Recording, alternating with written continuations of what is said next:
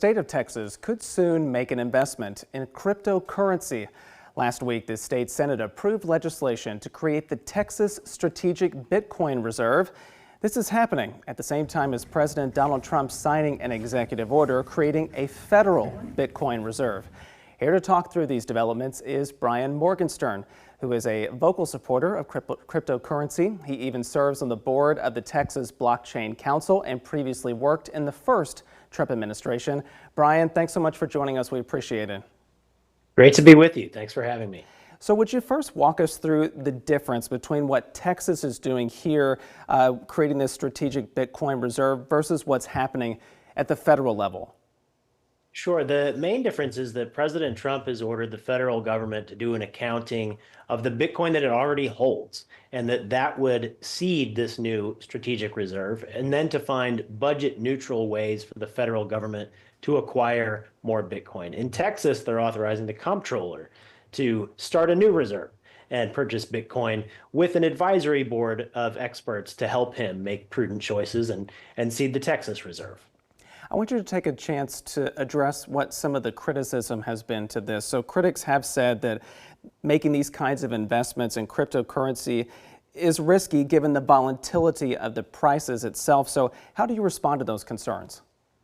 I would just respond by saying zoom out a bit. So over the life of Bitcoin, it has been the best performing asset of the last decade. There's recently been some volatility, but it's still up some 20% in the last 12 months. It's up some 1,600%, I think, in the last 5 years, and 16,000% over the last decade or so.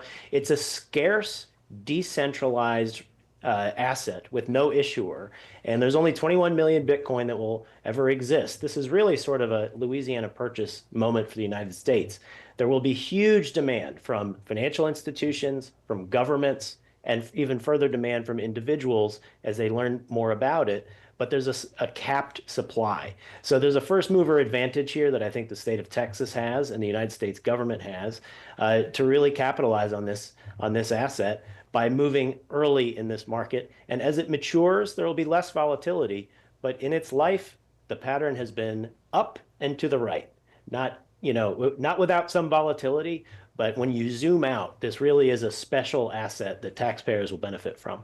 How are investors reacting to this information that the U.S. government and even state governments like Texas could be getting involved with something like Bitcoin? Well, I think they're still processing it, but what they're learning is that this is a scarce resource with a supply cap that is decentralized. And so if the U.S. government and the Texas Strategic Bitcoin Reserve really get off the ground, then I think what you're creating is a space race for people and businesses and governments all around the world to have this store of value. People call it digital gold, but it's actually even more useful because it can be transported anywhere virtually instantaneously.